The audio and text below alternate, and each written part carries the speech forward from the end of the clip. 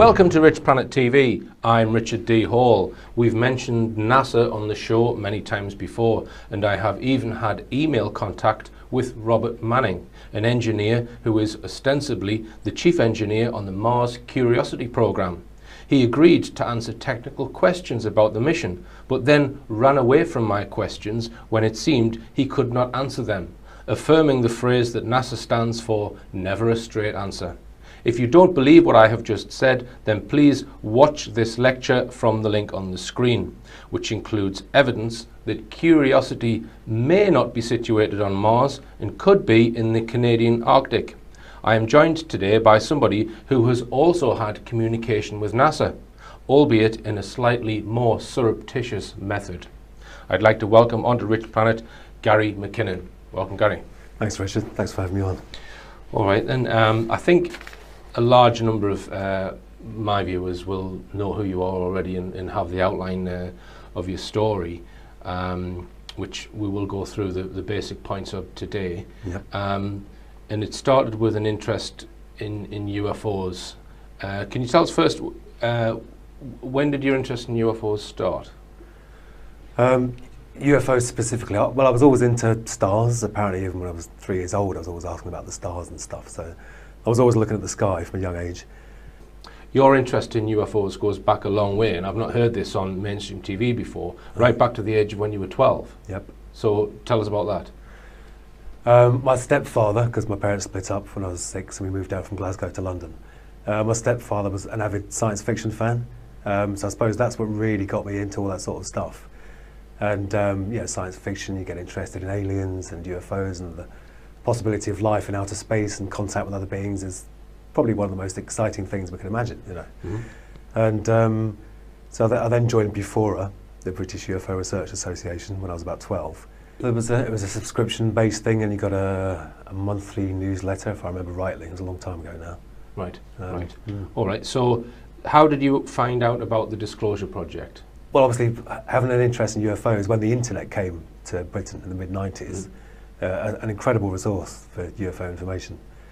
And so after a while, you do stumble across well, actually, I was already interested in just finding out stuff, but then, was it 2000 or 2001? 2001 was the conference. That's what really got me going, that conference. Right. To me, that was mind-blowing, all these high-level witnesses, you know. Right, because it wasn't widely publicised. No.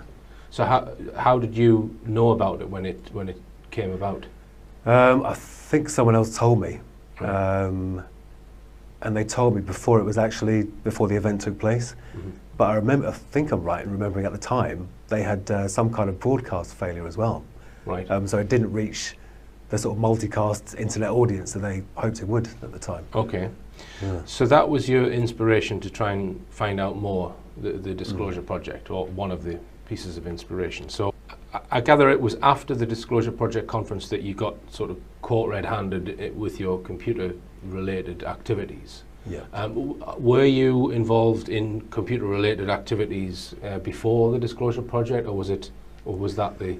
That was the instigator to having a look. Right. If I can call it that.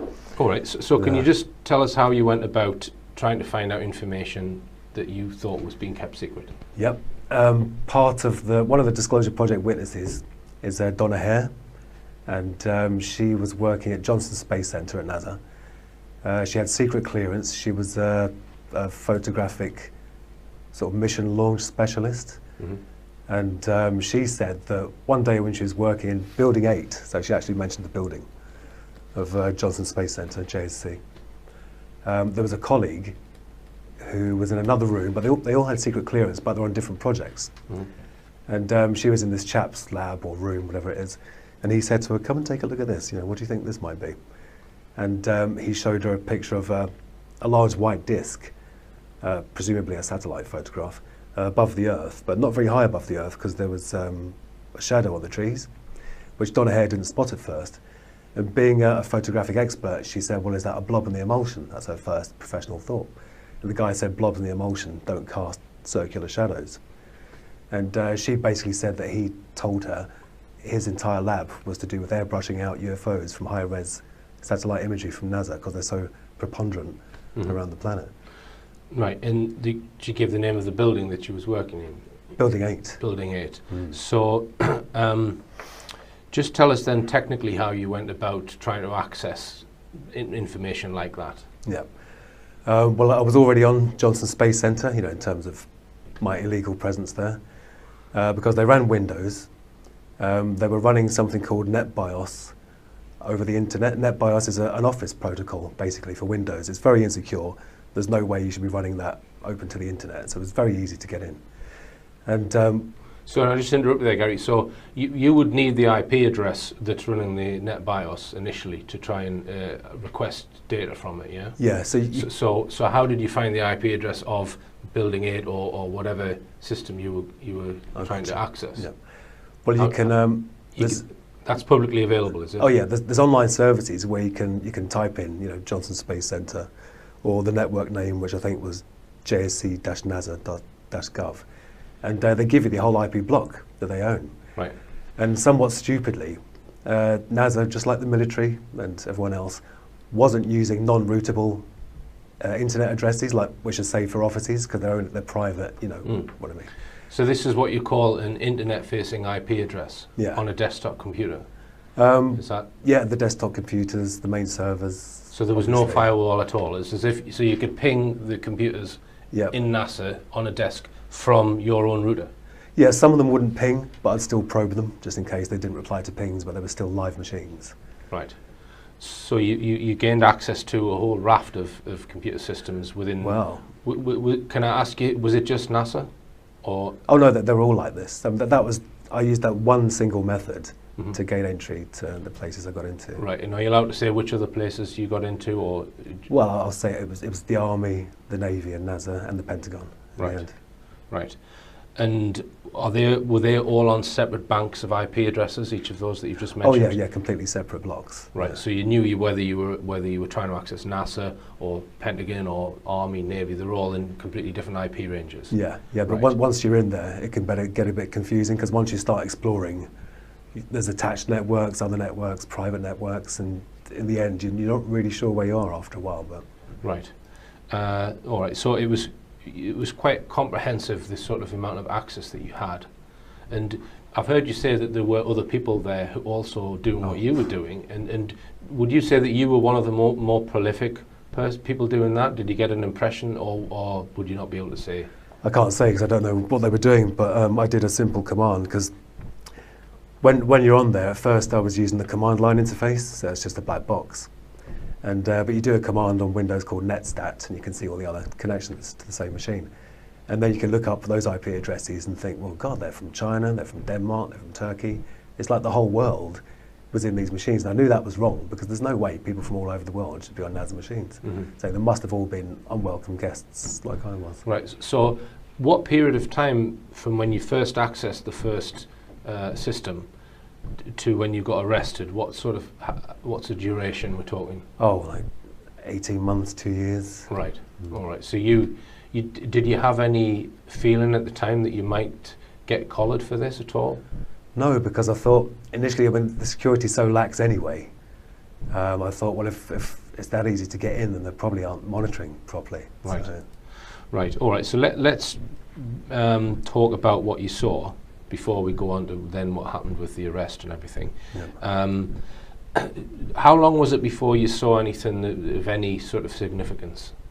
Oh, a long time. Right. Months and months.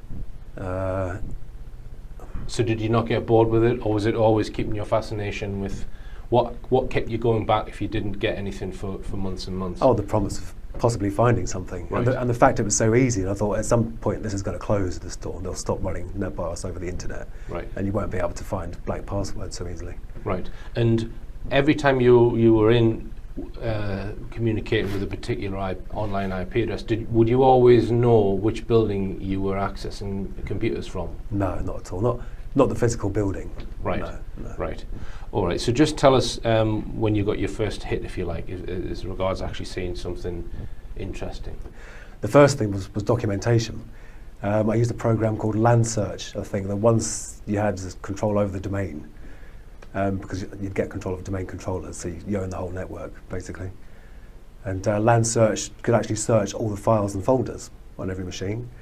And obviously it's hard because things aren't going to be called secret UFO data.pdf, are they? So, but I'd scan and look for documents, etc., and I found an Excel spreadsheet that was actually called, or at least in the heading of the column, it said non-terrestrial officers. And I was like, my bloody God, that's just non-terrestrial officers. Non-terrestrial officers with ranks and names, and then a separate sheet with tabs for material transfer between ships. And these were, I mean, I don't remember the names now. It's a long time ago. A lot of people give me a hard time for not remembering the names and stuff, but it was a long time ago. Right. But non-terrestrial officers thought, well, it must be, let's try and cut out all the possible conventional explanations first. I searched for that term. It was nowhere. It was nowhere at all. Now, if you search for the term, you only find links to me and stuff that I've said. Right, I see. So it wasn't a standard thing in the military at all. Right. So I took that to be, they must have a secret space-based... So the non-terrestrial officers, what, it couldn't be astronauts? It could be. I mean, that's the thing, it's up to you how you interpret that, isn't it? Right. But these ships were called USS whatever and USS whatever. So they've started with USS? Yeah, so that implies Navy, and I think the Navy do a lot of space stuff, right. The US Navy. And how many officers' names would you estimate were listed, and how many ships were listed? Probably, oh God. I think there was probably one screen full of officers' names, so what's that, 25 rows on an Excel spreadsheet? And these were low resolution days as well, so you're talking about 800 by 600 screens, not very big. But the ships was probably, I don't know, a third of the spreadsheet. So estimate how many different ship names you saw? Oh God, maybe 8, 10. 8 or 10. Yeah. And am I right in thinking that you then tried to search for those specific names? Oh yeah. Right, and didn't find a thing. Right, yeah. So you think that they could be classified... Not the names of the people, the names of the ships. Yeah, but they could be classified secret or top secret names of some sort of craft or ship. Yeah, obviously not public. Right. So. All right, Gary, well, we'll continue this after the break.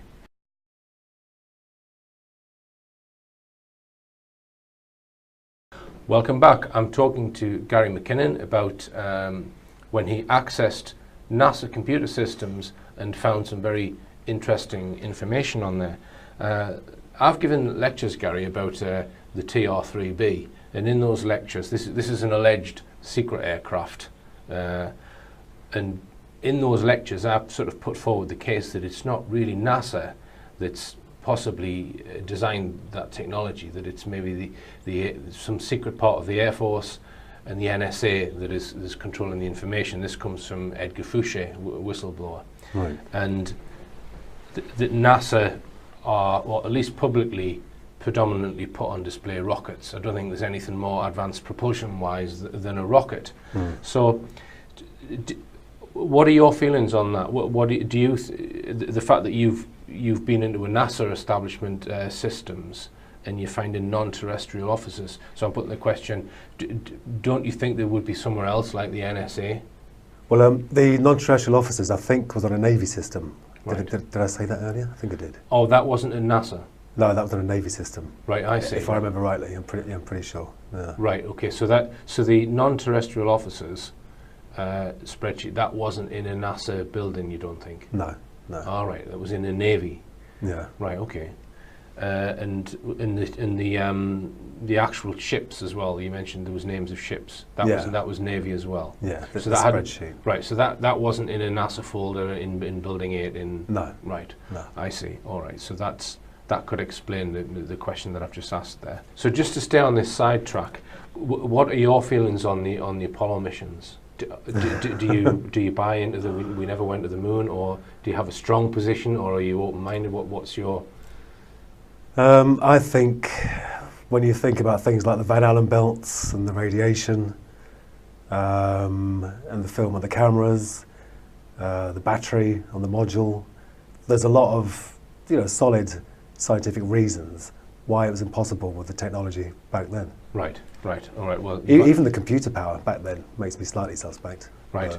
All right. Well, you've answered that question. So you mentioned Donna Hare before, whose colleague was involved in airbrushing UFOs out of NASA images, and this allegedly took place in Building 8 at the Johnson Space Centre. That's right. Right. Yep. So you accessed computer systems there. Tell me what you found. Because Donna Hare had said it was Building 8, when you're in the command line interface and you type in netstat, Windows has a function where when you list all the machines on the network, there's a comment field, and NASA had used the comment field for standard computer audit information that said this isn't building blah, that this is the serial number, etc., etc. So finding Building 8 was surprisingly easy,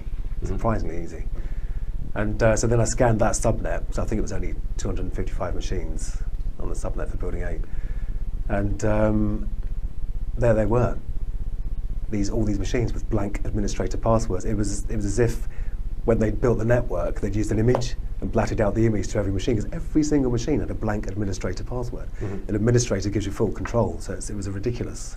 In Building 8 at Johnson Space Centre, I found out there were folders called raw and filtered, or processed and unprocessed, and these files were like 200 odd megabytes, 250 megabytes. They were in a proprietary NASA format, and but this is in the days of 56k dial-up, so you couldn't download them in like 5 minutes. And I wanted to get on there, find out what I could, and get out quickly. And so I had remote control of the desktop using a program called Remotely Anywhere. And so if you double-clicked on an image, their proprietary software came up, and the image was there. But it wasn't there like that because it's a slow connection. I turned it down to I think 2-bit or 4-bit color. I can't remember if it was monochrome or just 4-bit color. And it started, juddering down the screen. I think Remotely Anywhere was a Java app at the time, and I only got to see about half or 2/3 of it or something. But it was a hemisphere of a planet, which I assume was Earth because it was blue and it was cloudy. And but it was a classic cigar shape with no seams, no rivets, no sort of workmanship on the outside. But it did have one sort of human-looking thing, which was the sort of geodesic domes that you see at Menwith Hell. Above and below, to the left and the right, and one on its nose, and I assume, one on this side, and I assume one on the other side as well. So I mean, some people say that could have been man-made because of that geodesic dome feature, but the fact of it all flowed in. There was no, there's the tube, and there's a socket for the dome. It was all a flowing, but that's when I saw someone else. The mouse moved, right-clicked on the LAN icon, disconnect, and boom, I was gone. When you saw that particular image, did that then lead to your arrest? Yeah, because when they disconnected me, they obviously got my IP address because I was doing a direct connection foolishly at that time because I was getting lazy or cavalier. And it was NASA that contacted BT about the IP address. Then you get the client's address through the police, the UK police. So that's what got me caught. Right. Yeah. So that then started.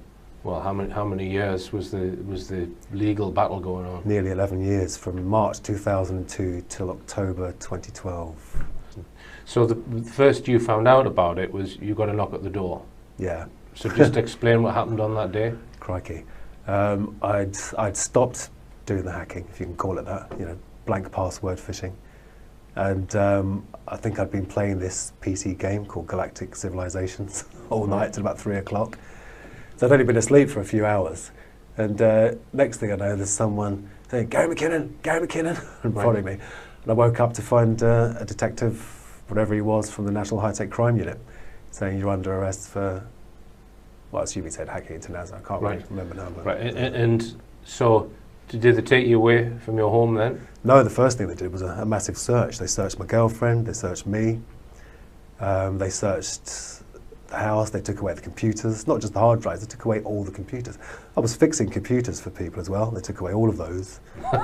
Yeah. Right, so did they give you them back? Oh yeah, after a long time. I got back my friends' machines and clients' machines that I was fixing, I got them back within a few months. But I only got my, they never gave me back my hard drives because they had evidence on them. Right, so you never got them back? No, because I didn't get time to get a copy of the image, but I got a copy of the non-terrestrial officer spreadsheet, which was on my hard drive, which was encrypted. But I stupidly told them the password. I just fessed up to everything when I got caught. Because they said, oh, you'll only get 6 months, or probably not even that, you'll get community service, you'll be fine. So that spreadsheet that we discussed earlier was on the hard drive that was confiscated from you, and you've never seen it again? No, I'm still trying to get it back. Right, so, which is why you can't remember the names, because you thought you had it stored on your hard drive, right? All right, so as you said, initially they said to you, oh, you'll get some community service or something like this. So why did that then turn into an extradition request and a threat for 60 or 70 years in prison? How did that progress from up the chain? Well, what happened, the NHTCU officers went to Washington, and when they came back from Washington, they'd obviously been extremely impressed by talking to the top brass over there, who'd obviously said, it's a very serious case, he's a very dangerous man. Just like this is the Americans said this? Yeah. Right. Yeah. Well, I'm assuming, because the officers came back with a completely different attitude. No longer was it 6 months of community service, now it was a very serious thing. You know? Right, so they arrested you, they were quite okay with you, confiscated your stuff, then they went out to America to speak to whoever, and then they've come back with a completely different attitude. Yeah, and gave me a second interview. Right. And because I didn't have a lawyer present at my first interview, and I just admitted, because I knew it was all on the hard drive where it'd been, because I'd kept files and stuff, you know. So there was no point saying, no, I didn't do it. So I should have had a lawyer at first, and it might not have gone on for so long, who knows. But I had a lawyer at the second interview, and they were trying to get me on conspiracy, saying, oh, we saw some of your ICQ chat logs, and we think you may have been working with other people, which I wasn't. And I said, well, no. But I had chatted to people about what I was doing, but I didn't involve anyone else at all. Right. And it was then they started saying, well, it's very serious, it could be a long jail term, the Americans, really want you bad. There's a lot of pressure from Washington on Downing Street or whatever. And were they trying to twist it and say that you'd actually caused damage, even though you were just maintaining a silent presence? Well, this is the thing, there was, it wasn't until I actually saw the American charge sheet where they listed, all the supposed damage. So I don't think the NHTCU mentioned damage to me at first, but they kept on calling it attacks and targets, and I said, can you please not use that language, because it wasn't an attack. I was in there and I was looking around, but I wasn't attacking, I wasn't vandalising, But in order to get the extradition, do they not have to prove that you've done damage? Can they extradite you just based on the fact that you're looking at stuff? This is the thing, they don't need any proof. They just need the accusation, and they need to get your name and address right, and they can take you over there. Right. As has happened to countless people since me. Right. So. Right. All right. The Americans have come down quite heavy-handed, saying they want you extradited, and the British authorities are going along with that initially. Is that right? Well, no, because the initial arrest was March 2002, and the full ratified extradition request didn't come through till 2005, because our laws. We didn't have this special UK-US extradition treaty in place. We were still going off the 1989 extradition treaty, which required good evidence for the accused offence. So we think they tactically waited. We think they may even have made this law, or certainly included my case in the formation of the law, because even some of the wording of the new treaty, and the spelling was American in this UK-US treaty. It was American spelling, ridiculous. So they waited until 2005, I think it was, to present it fully. And I'd got my first job in a few years, because I couldn't work in IT anymore, obviously, because everyone thought, oh, hands off for a while. And I got my forklift license, was working in a warehouse, and I got a phone call from my lawyer at work, and she said they want to extradite you. You're going to stand trial in America, and that just flabbergasted me, absolutely flabbergasted me. I had journalists coming around to the warehouse where I was working. My landlord threw me out of my flat. And already the first time when I'd been arrested, I lost a lot. I lost my long-term girlfriend and the place I was living in, and here it was happening all again. All right, and Gary, we'll continue this very fascinating discussion after this break.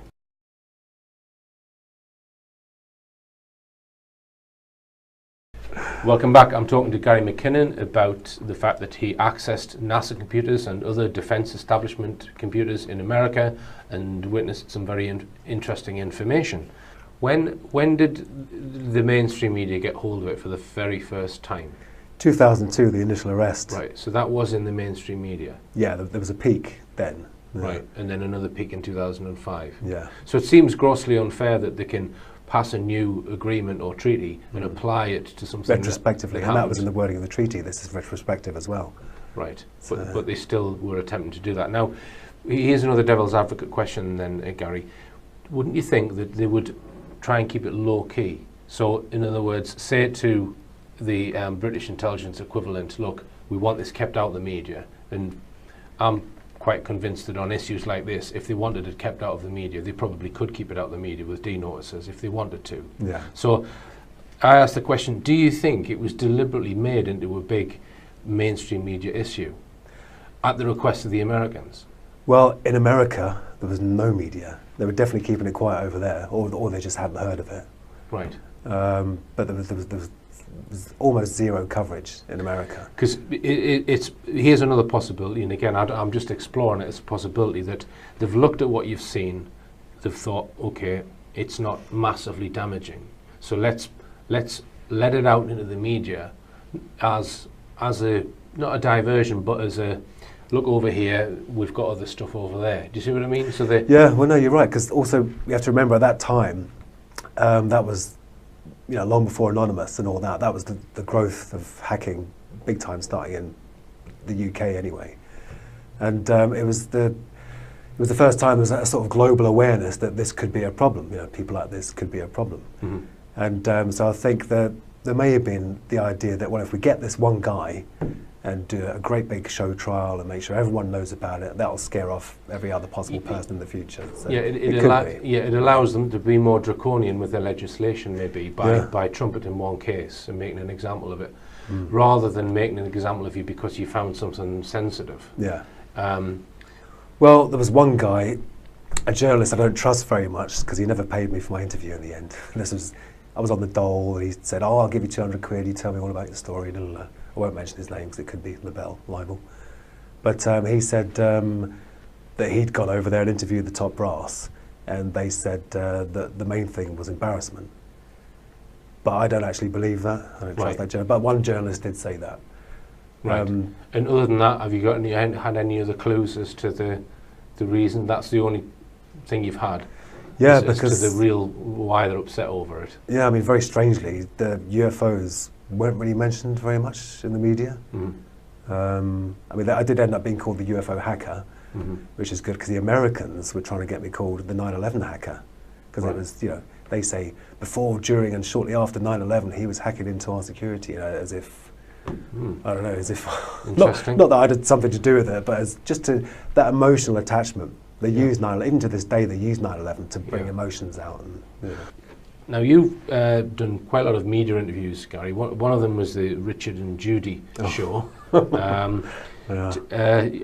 You were quite petrified to go on that show, I believe. I was terrified because Richard and Judy were a big thing back then, you know. And I really don't like being on camera. I don't know if you can tell, but I'm nervous even now after all these years.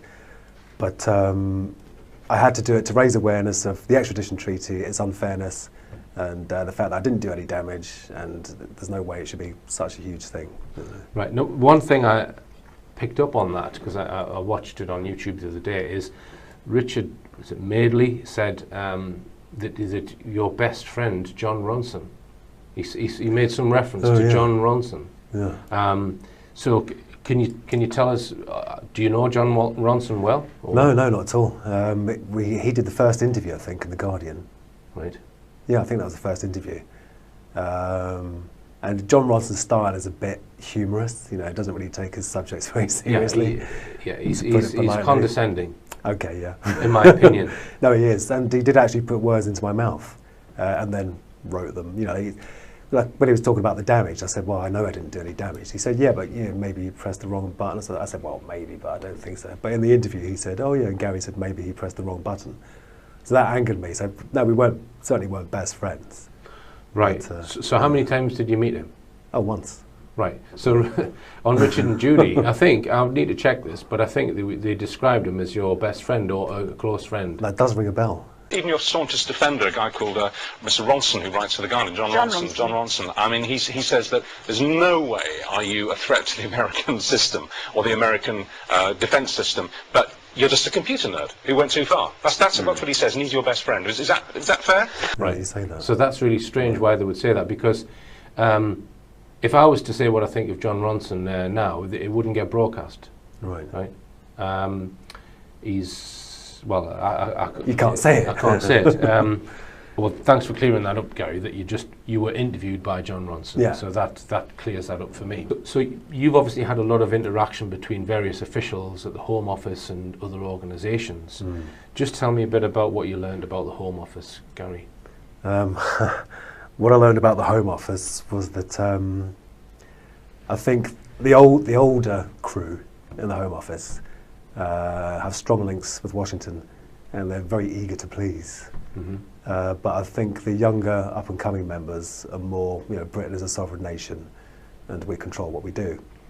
Well, I think they'd like it to be that way, some of them, not all of them. But I also found or heard that, and this is from a very reliable source, that officials from Washington are walking around the Home Office telling people what to do. Right. Which is just not on at all. It doesn't surprise me, that. And the BBC, you've also got opinions on the BBC? Yeah, I think they were quite unfriendly to me at first. Not because I did a few interviews with the BBC, and I don't think the individual producers, although I did have one fairly unfriendly interview, I can't remember her name now, but I think maybe the executive producers have an agenda to push and didn't like me at first until they realised the tide was turning when the Daily Mail campaign started taking off, and then thought, well, this looks like this guy might win in the end, so now we'll start being more friendly. But I think if they had their way at first, I think they would have.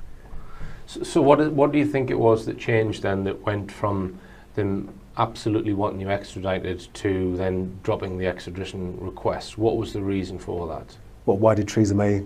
Because the request wasn't dropped, Theresa May just refused it. All right, she refused it. Okay. But my opinion of Theresa May is she's not making her own independent decisions. I would guess that Washington have told her to do that. That would be my hunch. Well, that it's not been an independent to America. I heard, again from reliable sources, that at one point there was a plane waiting for me, one of those special planes that go to Turkey and Jordan now and then. All right. And that Theresa May was going to give my extradition the go-ahead. But, because I think they do make individual decisions to a certain extent, right. But obviously they all have advisors. But I think the Home Secretary is a very, very special position, unless you're Alan Johnson, who was rubbish at his job, and he admitted that himself. He said, I'm just a hack politician. But I think in the end, it did seem to be the medical evidence. Right. That did swing her mind. She realised that it was a terrifying position for me. And I'd bought potassium chloride to kill myself rather than go on that plane and go over there. Right. So this, when you say the medical evidence, you were diagnosed with, is it Asperger's? Yeah, by the 5 top people in the land. Yeah. Right.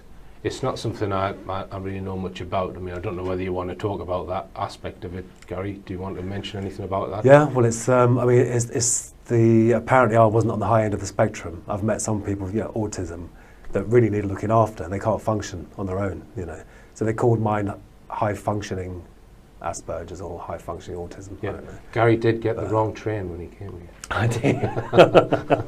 I'm not good in the 3D world, but just in the virtual world. Yeah, that's better. Yeah. But it's they said the signature of my Asperger's is my extreme interest in justice and fairness and truth. Right. And apparently a lot of us have that in common, and we will work for hours and hours and hours and hours and hours, to find the truth. Maybe I should get myself checked out. Well, yeah. Right. Or maybe not. Yeah. To me, the most interesting part is the list of non-terrestrial officers and possible undisclosed ships. Were any mainstream journalists interested in that? No, I mean, they all, after the first interview, they read that and they see, okay, we can ask him about this and that, but they don't go into it like you do. They don't drill down on the detail. Right. They just say, so you were looking for UFOs and you found this, and then they gloss over it. Right. There was no deep interest, really. Right. And I apologise to any interviewers that did ask me, because it's so long ago now, I can't remember. Okay, right, thank you then, Gary. We're going to go for another break and we'll continue after this.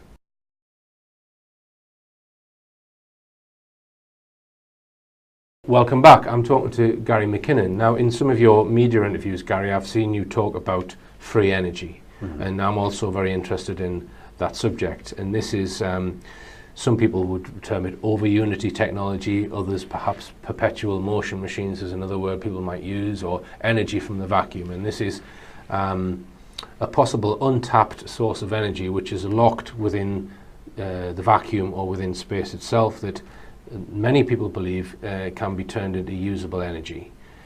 So my opinion is, of the free energy, it's not energy from nowhere, it is coming from a source. But you've looked at certain technologies and you've even built some of your own experiments. So can you just tell us about your interest in that subject? Yeah, I mean, I started off, like a lot of people, being interested in Bedini. And after looking at that for a while, I realised that was just the magnetic collapse, the inductive spike. There was no extra energy. So you don't think there's any extra energy in the Bedini motor? No, and I don't think Bedini's ever claimed there was. Right, all right. Yeah. Have you seen any of the videos where they've got two batteries, one which is being charged and the other one is kicking the motor around? Yeah. And it seems to go for, well, months or years, and it will charge the batteries as well. That's the claim. So it's getting energy from somewhere, allegedly. So you would refute that, yeah? Yeah, well, these people need to go to battery university. Using batteries to try and make accurate measurements of power in and power out is just nonsense. Yeah, I would agree that, So my thought on the Bedini motor has always been, why don't they just use capacitors? Yeah, then you've got an exact storage. For the input and output battery, instead they use capacitors instead. Why can't they redesign it with capacitors? And then there would be no room for error. A nice capacitor bank, that maybe still the same as the 12-volt car battery. And then, but the one thing I did find that did seem to work was there's a guy called Thane C. Hines, and he constructed coils in such a way that the rise time lagged behind the rotational movement. So normally you get lens effect, and the magnetic field you induce opposes the rotation.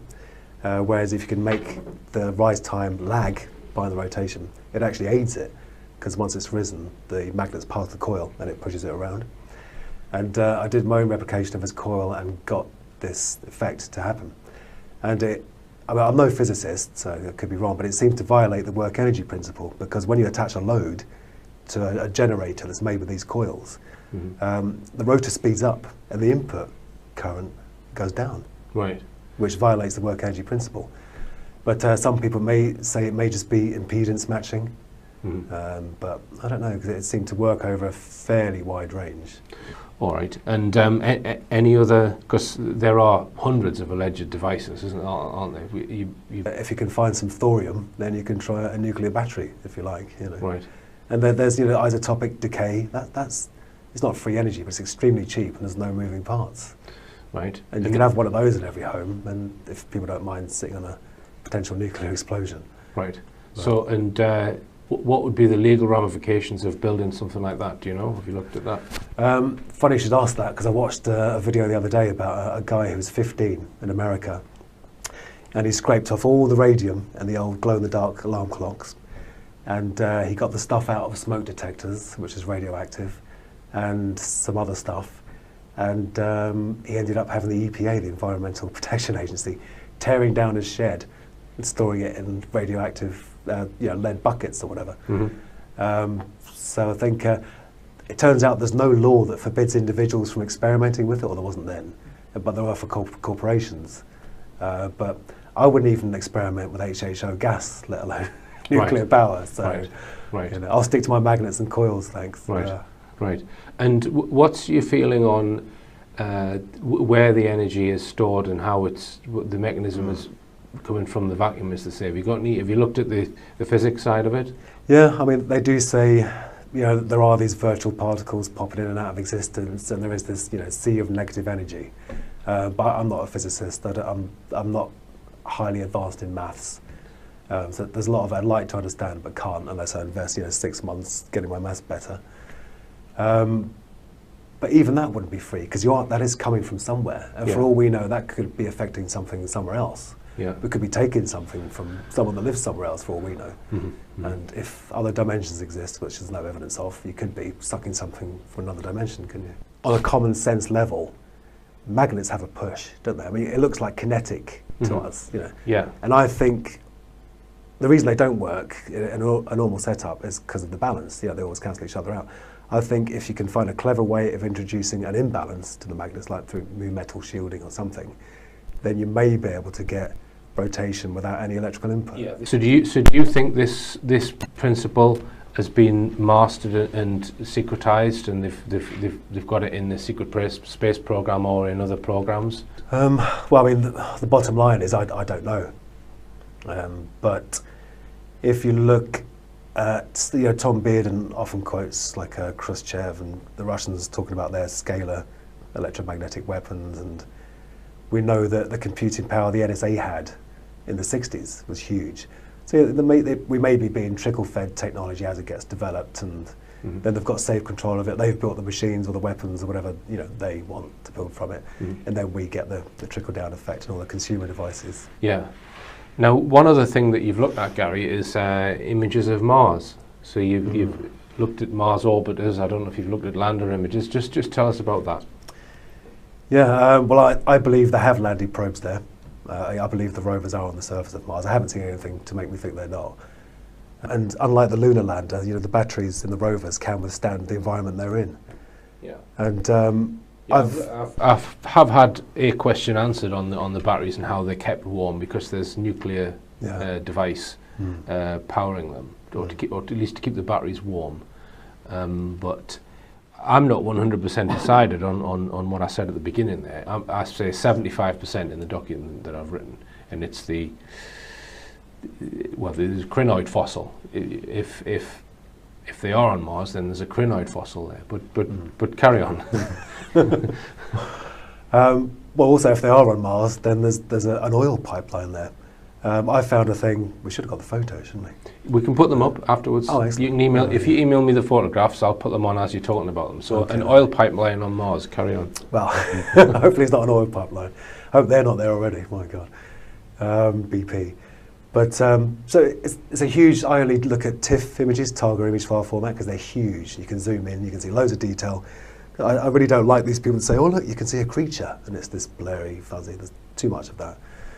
So I get these massive resolution files. I pour over every centimetre, and I zoomed into this thing, and it was a perfect cylinder.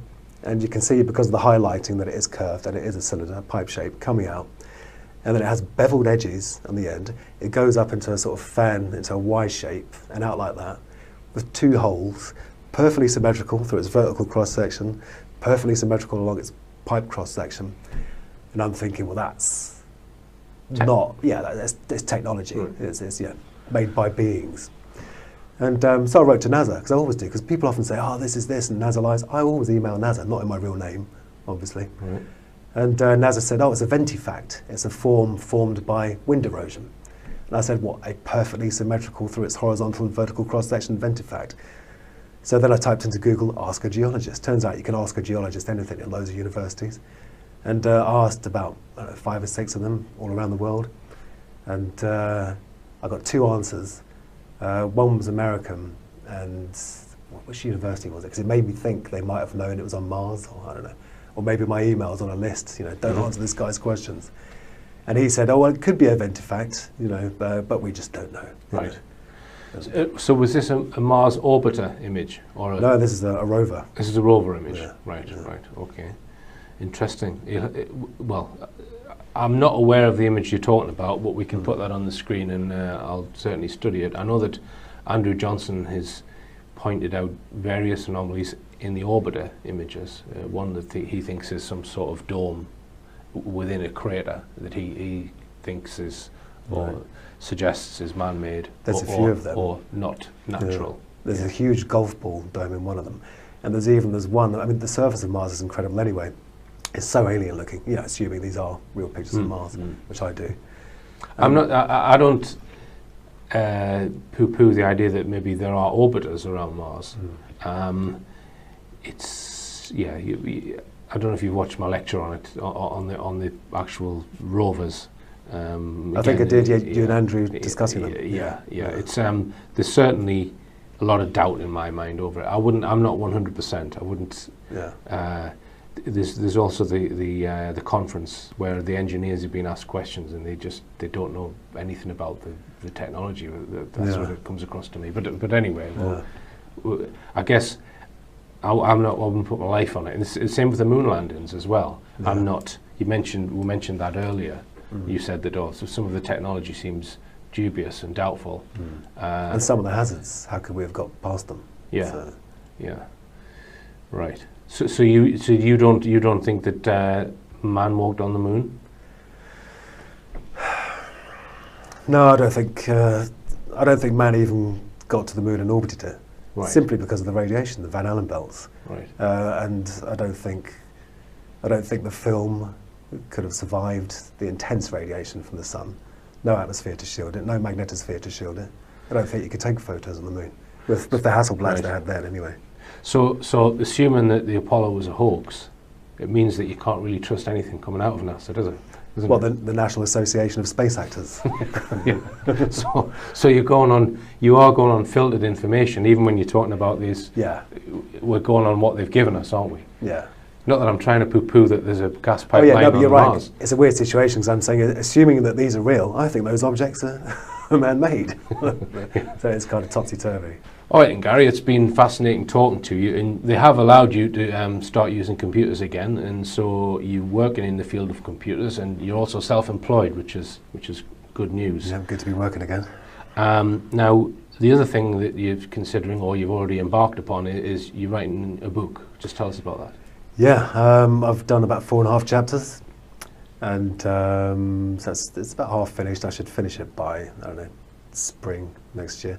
But I did approach some major European publishers, but publishers have their own perception of the market, and they want me to write about, the darkness and the suicide and the despair, and it's really somewhere I don't want to revisit. So I'm hoping that writing about, the hacking. You want to write a nerdy book? I do. I want to write just what it was like to be, an average guy, and the typical nerd loves his sci-fi or her sci-fi and UFOs, and so I want to, like the nerd that went too far. Yeah, all right. Well, as I always say, the nerd shall inherit the earth, I think. But yeah, it's been fascinating listening to you, Gary, and thanks for coming all the way to South Wales. Thanks and for having me. It's been good luck with the book, and good luck with the business. Thank you. And I hope they leave you alone from now on. So do I, thank you. All right, and remember, believe none of what you hear and only half of what you see. I'm Richard D. Hall. Good night.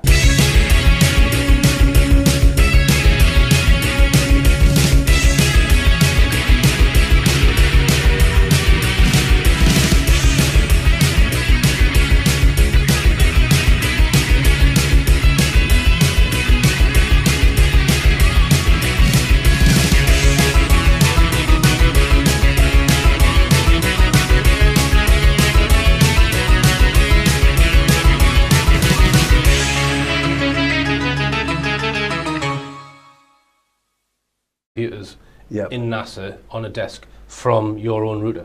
Yeah, some of them wouldn't ping, but I'd still probe them just in case they didn't reply to pings, but they were still live machines. Right. So you gained access to a whole raft of computer systems within... Wow. Can I ask you, was it just NASA? Or? Oh no, they're all like this. I used that one single method to gain entry to the places I got into. Right, and are you allowed to say which other places you got into, or? Well, I'll say it was the Army, the Navy, and NASA, and the Pentagon. Right, right. And were they all on separate banks of IP addresses? Each of those that you've just mentioned. Oh yeah, completely separate blocks. Right. Yeah. So you knew whether you were trying to access NASA or Pentagon or Army, Navy. They're all in completely different IP ranges. Yeah, yeah. But once you're in there, it can get a bit confusing because once you start exploring, there's attached networks, other networks, private networks, and in the end, you're not really sure where you are after a while. But right.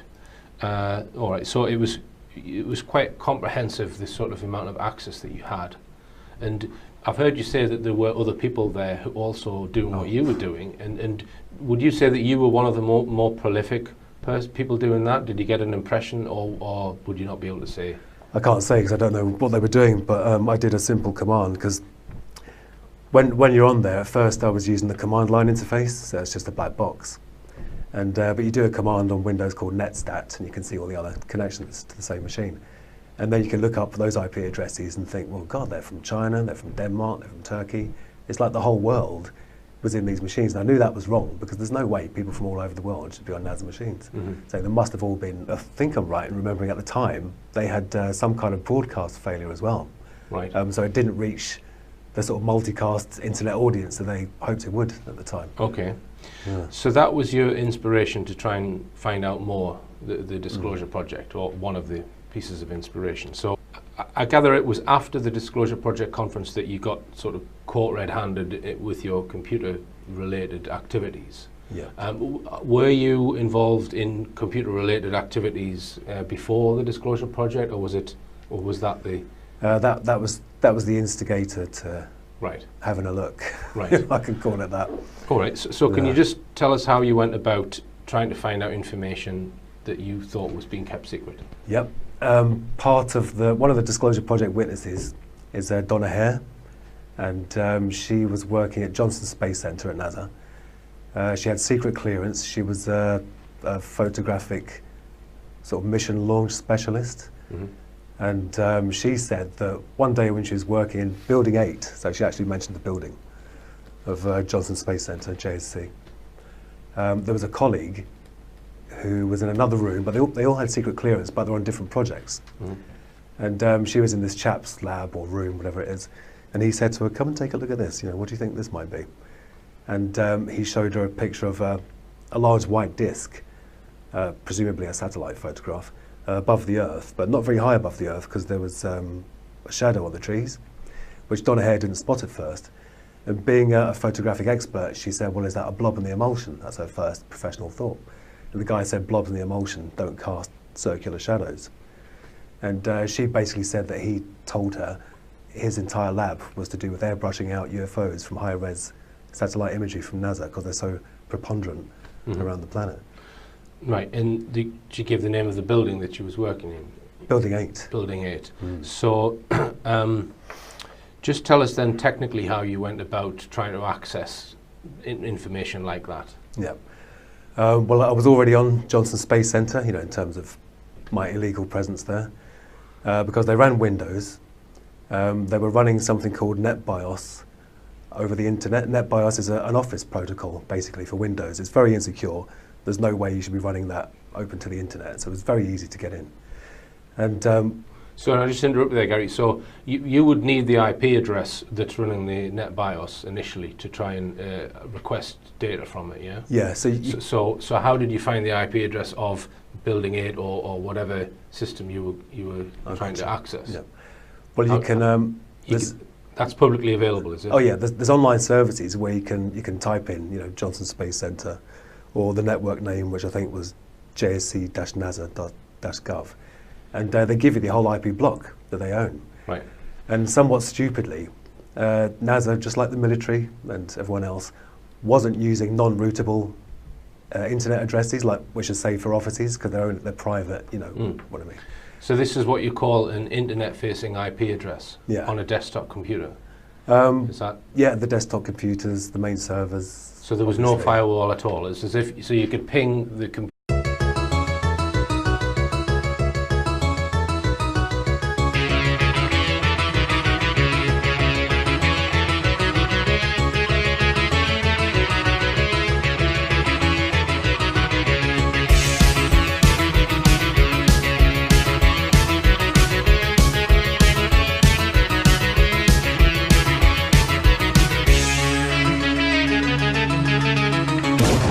Welcome to RichPlanet TV. I'm Richard D. Hall. We've mentioned NASA on the show many times before, and I have even had email contact with Robert Manning, an engineer who is ostensibly the chief engineer on the Mars Curiosity program. He agreed to answer technical questions about the mission, but then ran away from my questions when it seemed he could not answer them, affirming the phrase that NASA stands for never a straight answer. If you don't believe what I have just said, then please watch this lecture from the link on the screen, which includes evidence that Curiosity may not be situated on Mars and could be in the Canadian Arctic. I am joined today by somebody who has also had communication with NASA, albeit in a slightly more surreptitious method. I'd like to welcome onto RichPlanet Gary McKinnon. Welcome, Gary. Thanks, Richard. Thanks for having me on.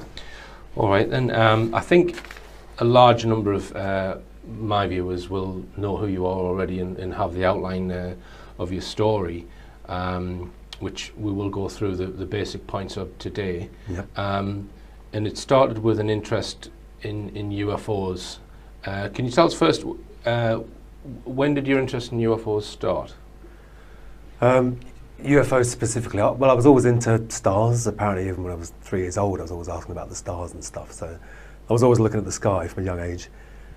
Your interest in UFOs goes back a long way, and I've not heard this on mainstream TV before, right back to the age of when you were 12. Yep. So tell us about that. My stepfather, because my parents split up when I was 6 and we moved down from Glasgow to London. My stepfather was an avid science fiction fan, so I suppose that's what really got me into all that sort of stuff. And yeah, science fiction, you get interested in aliens and UFOs, and the possibility of life in outer space and contact with other beings is probably one of the most exciting things we can imagine, you know. Mm-hmm. And so I then joined BUFORA, the British UFO Research Association, when I was about 12. It was a subscription-based thing, and you got a monthly newsletter, if I remember rightly. It was a long time ago now. Right, right. All right, so how did you find out about the Disclosure Project? Well, obviously, having an interest in UFOs, when the internet came to Britain in the mid-90s, an incredible resource for UFO information. And so after a while, you do stumble across the... Well, actually, I was already interested in just finding out stuff. But then, was it 2000 or 2001? 2001 was the conference. That's what really got me going, that conference. Right. To me, that was mind-blowing. All these high-level witnesses, you know. Right, because it wasn't widely publicised. No. So how did you know about it when it came about? I think someone else told me, Right. And they told me before the event took place. Mm-hmm. But I remember